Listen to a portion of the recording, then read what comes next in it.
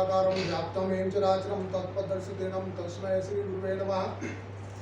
Rao sir की चरण वंदना करता हूँ, दीपक विसारिया सर की चरण वंदना करता हूँ, गुरुजनों को चरण स्पर्श और मित्रों को नमस्कार। मेरा विषय श्री दीपक विसारिया सर के मार्गदर्शन में चल रहे हैं विवाह और विवाह विच्छेद है। मैं मांगलिक, डबल मांगलिक, ट्रिपल मांगलिक क्या होता है और कैसे देखते हैं, कलत्र दोष क्या होता है कैसे देखते हैं और इसका वैवाहिक जीवन पर क्या प्रभाव पड़ता है, देर से विवाह होने का योग और विवाह नहीं होने का योग क्या होता है, इन सभी तथ्यों को उदाहरण कुंडली के माध्यम से विश्लेषण करके स्पष्ट रूप से बताऊंगा।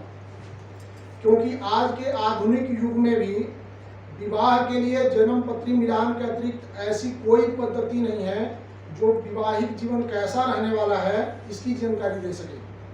इसलिए ज्योतिष में विवाह विषय की उपयोगिता सबसे अधिक है और हमेशा रहेगी।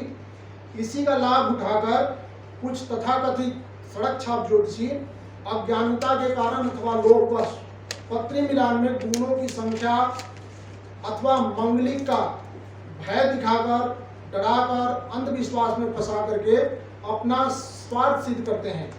इसलिए ऐसे व्यक्तियों से सावधान रहने की आवश्यकता है। अगर योग्य तथा शिक्षित व्यक्तियों से जन्म पत्री मिलान करवाई जाए तो वैवाहिक जीवन में आने वाली समस्याओं से बचा जा सकता है। ये केस नंबर पहला है। ये कुंडली हमारे रिसर्च ग्रुप की सदस्य श्रीमती ज्योति कपूर द्वारा दी गई है। इस कुंडली का परिचय दे दूं संक्षिप्त में। ये एक स्त्री की कुंडली है जिसकी उम्र 57 ईयर है।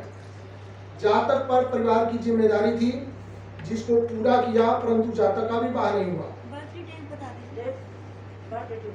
अभी बताता हूँ।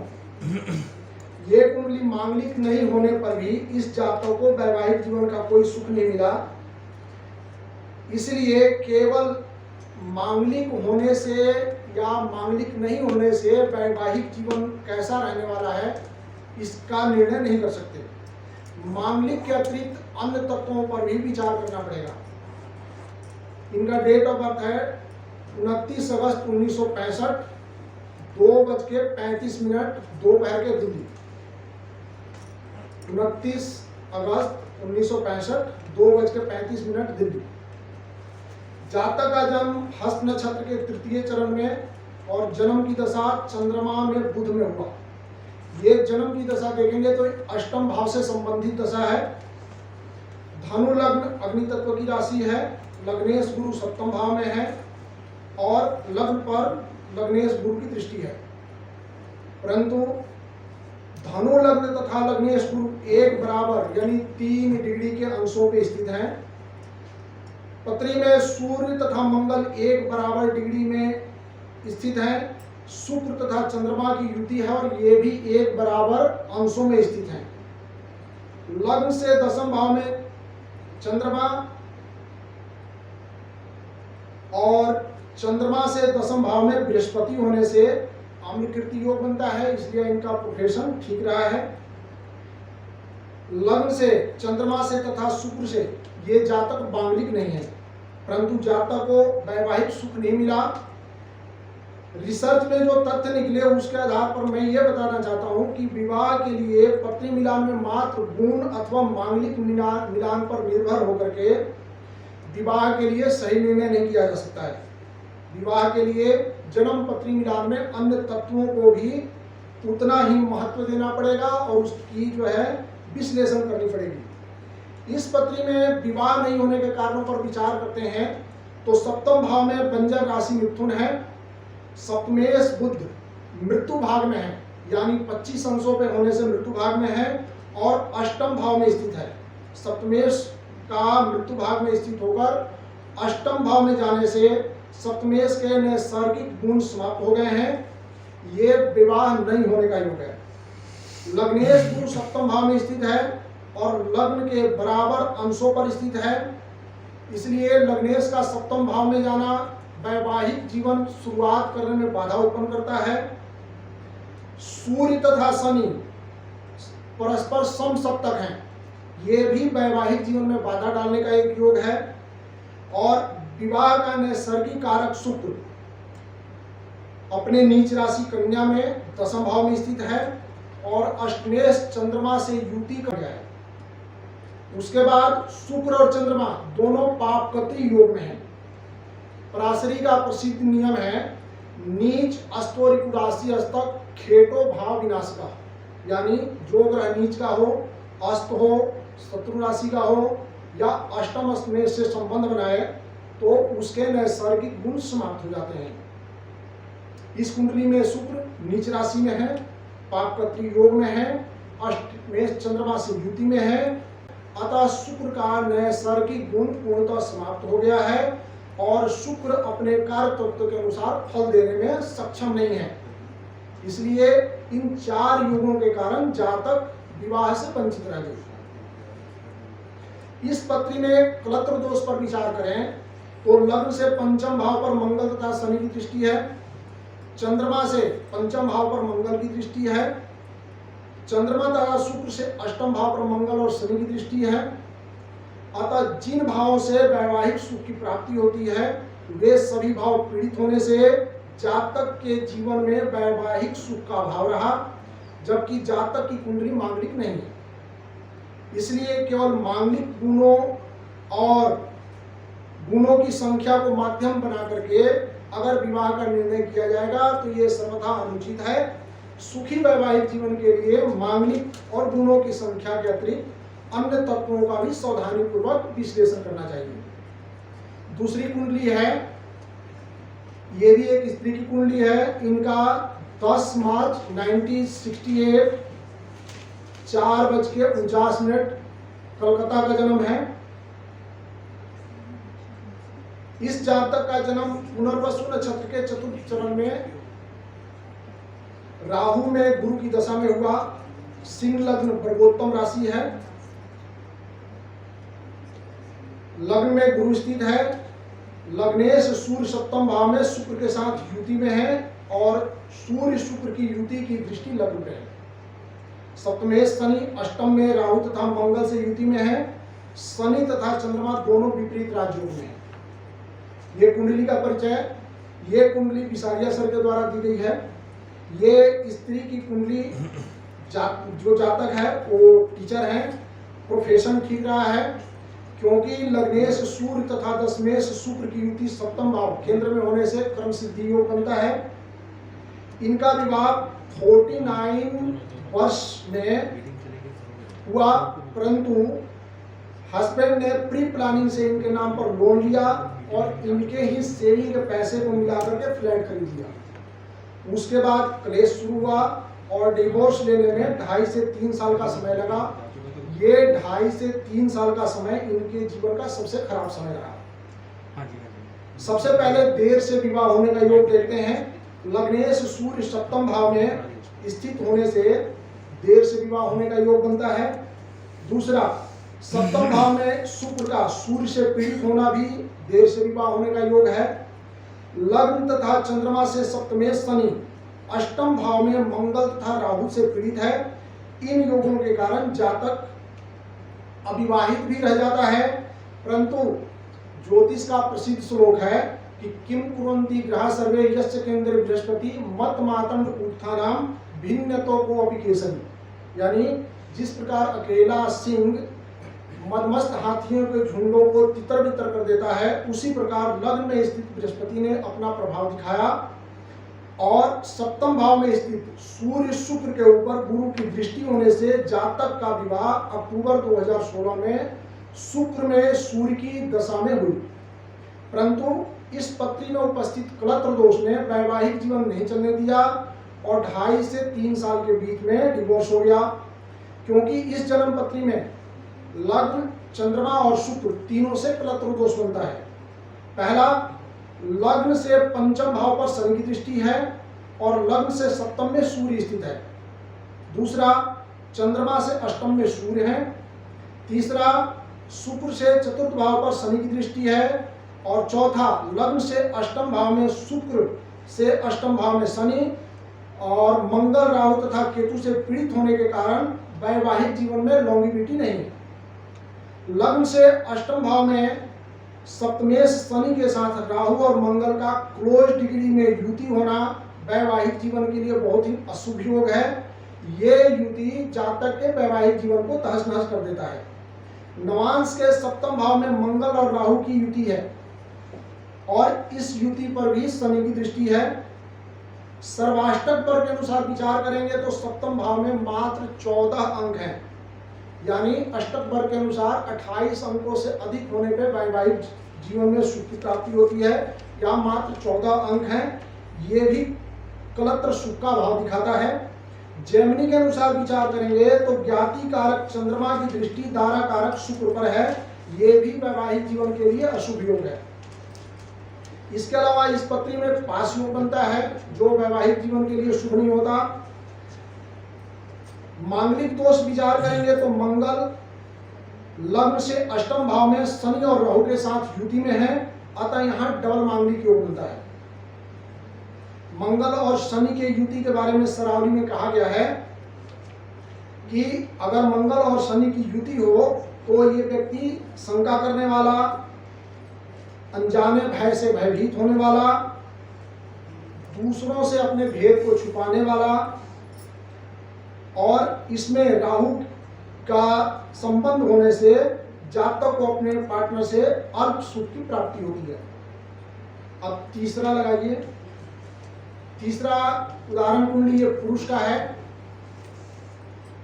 इनका जन्म 5 जनवरी 1957 7:35 मुंबई का है। जातक का जन्म चित्रा नक्षत्र के प्रथम चरण में मंगल राहु की दशा में हुआ है। मंगल राहु की युति द्वादश भाव में है। लग्न धनु अग्नि तत्व राशि में सूर्य स्थित है तथा लग्न पर शनि की दृष्टि है। लग्नेश गुरु तीसरे भाव में मंगल से दृष्ट हैं, अतः लग्न और लग्नेश दोनों पीड़ित हैं। इस कुंडली का परिचय है, ये विशालिया सर के द्वारा दी गई कुंडली है। जातक 47 वर्ष का है, अमेरिका में रहता है परंतु अभी तक भी बाहर नहीं हुआ। 2005 और 6 के दौरान अमेरिका में ही विवाह तय हुआ था।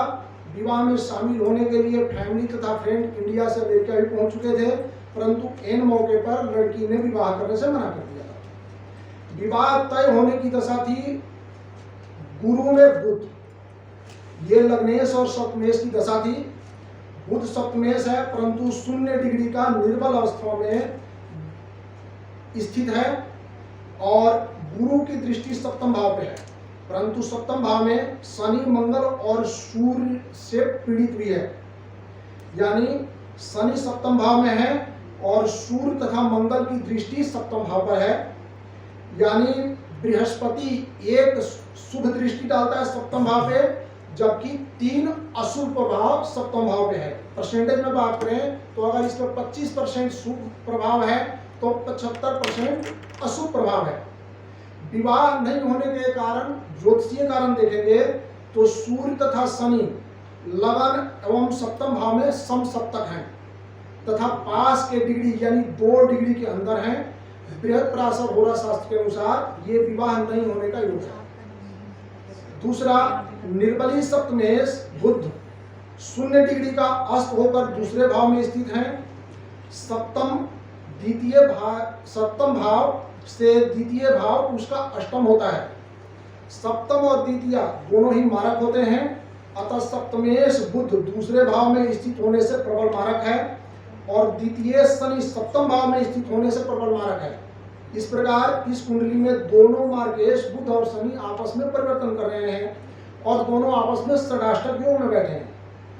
तीसरा, शनि षडबल में सबसे बली ग्रह होकर सप्तम भाव में बंजर राशि मिथुन में है और सूर्य तथा चंद्रमा से 2 डिग्री के अंतर पर स्थित है, अतः शनि का पूर्ण प्रभाव सूर्य तथा चंद्रमा पर है। लग्न तथा सूर्य चंद्र मंगल गुरु और शनि ये परस्पर 20 से 25 डिग्री के अंदर में जो है स्थित हैं, अतः लग्न चंद्रमा गुरु ये तीनों पाप से प्रभावित हैं। नवांश में देखेंगे तो सप्तम भाव में राहु केतु अक्ष है तथा सप्तम भाव पर मंगल की दृष्टि है। जैमिनी सिद्धांत से विचार करें तो दारा कारक बुध और ज्ञाति कारक शुक्र दोनों युति में हैं ये भी वैवाहिक जीवन के लिए अशुभ योग माना जाता है। उसके बाद राहु और मंगल की युति द्वादश भाव में है। ये जातक को मिस्टीरियस बना देता है। ऐसे व्यक्ति ज्यादातर दोहरा जीवन जीते हैं, अपना भेद छुपाए रखते हैं। इनका भेद तब खुलता है जब ये काम कर चुके होते हैं। इस युति के कारण सामाजिक बदनामी का भी सामना करना पड़ता है। अब अगला जो ये पत्री है वो ट्रिपल मांगलिक का पत्री है। ये हमारे रिसर्च ग्रुप से लिया हुआ है। ये एक स्त्री की पत्री है। 27 जुलाई 1987 9:05 चूरू। जातक का जन्म अश्लेषा नक्षत्र के तीसरे चरण में तथा जन्म की दशा बुध में मंगल है। लग्न पाप कत्री योग में है और लग्न पर गुरु तथा शनि की दृष्टि है। लग्नेश सूर्य 3 ग्रहों मंगल, शुक्र, चंद्रमा के साथ द्वादश भाव में स्थित हैं। मंगल नीच भंग राजयोग में है। गुरु चंद्रमा से केंद्र में होने से गजकेसरी योग भी बनता है और सभी 7 ग्रह 4 भावों में होने से केदार योग बनता है और चंद्रमा विपरीत राजयोग में भी बनाता है। सबसे पहले देखिए लग्न पाप गति योग में है। मुहूर्त चिंतामणि और दूसरे ग्रंथों में भी लिखा हुआ है लग्नात पाप ऋजवंतु व्यय अर्थ अस्थौ यदा तदा कर्तरी नाम सज्ञा मृत्यु दरिद्र शोकदा।